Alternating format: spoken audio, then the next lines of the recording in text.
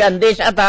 विजय माल्या को फिर से जमानत मिल गई है। विजय माल्या को जमानत मिल गई है, उनको गिरफ्तार किया गया, उनको जमानत मिल गई। क्योंकि मैंने कहा कि ब्रिटिश कानून के अनुसार उनके पास कई ऐसे अधिकार प्राप्त हैं जो प्रिविलेज का होता है, जो प्रिविलेज अधिकार होते हैं। और हर मैजिस्ट्री कोर्ट यानी महारानी जी की कोर्ट वहां पर इस तरह से किसी पर एक्शन नहीं लेती है दूसरे देश के सबूत के आधार पर, जब तक क्राइम उनके देश में न हुआ हो। तो ये प्रोटेक्शन विजय माल्या को हासिल था। सीधे चलते हैं हमारे सीनियर एडिटर प्रकाश पांडे के पास। प्रकाश, वैसा ही हुआ जैसा मैंने कहा था?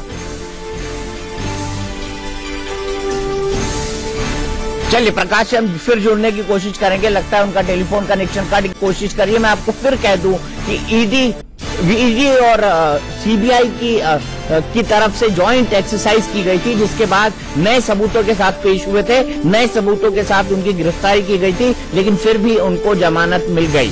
प्रकाश पांडे हमारे सीनियर एडिटर हमारे साथ जुड़ चुके हैं। प्रकाश, वैसा ही हुआ जैसी बात हम कर रहे थे?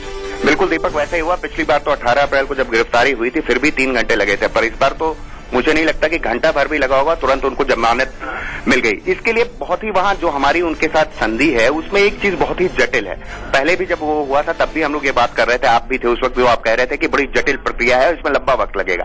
एग्जैक्टली वैसे ही हुआ, क्योंकि जब वो वहां प्रवेश हुए थे तो उस वक्त उनके जो पेपर्स थे वो बिल्कुल सही पाए गए थे, और सब कुछ डिपेंड करता है वहां जज के ऊपर। वेस्टमिनिस्टर कोर्ट में जो है केवल ब्रिटिश सरकार जो है, अगर हमारी संधि उनके साथ है भी MLT, तो उसके तहत ब्रिटिश सरकार केवल उनसे अपील कर सकती है कोर्ट के जज से कि आप जो है इनको संधि के तहत, इनको आपराधिक मामले इनके ऊपर तमाम दर्ज हैं इंडिया में, तो इनको जो है हम प्रत्यर्पित करने की आप वो सिफारिश हम कर रहे हैं आपसे। तो सब कुछ विवेक के ऊपर आधारित होता है जज के कि वो क्या निर्णय लेते हैं।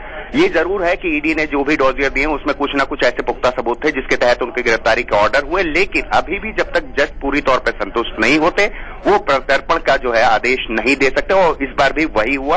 और जैसा कि आप दीपक पिछली बार भी आप प्रत्यर्पण से पहले केस तो बने, उनकी गिरफ्तारी तो हो, जब गिरफ्तार होके वो छूट ही जा रहे हैं तो प्रत्यर्पण तो बहुत दूर की बात होगी। प्रकाश पांडे, हमको इस टेक्निकलिटी को भी समझना पड़ेगा। तो वही हुआ जो हमेशा होता आया है लंदन में, और विजय माल्या गिरफ्तार हुए और कुछ ही मिनटों के अंदर वो कोर्ट से छूट गए। तो फिलहाल जो दो बड़ी खबरें हैं, हनीप्रीत को लेकर 38 दिनों बाद उनकी गिरफ्तारी हुई है और पंजाब और हरियाणा सरकार भिड़ी हुई है। दूसरी तरफ विजय माल्या की गिरफ्तारी हुई है और वो भी अब छूट गए हैं, वहां की कोर्ट ने उनको छोड़ दिया है, जमानत दे दी है।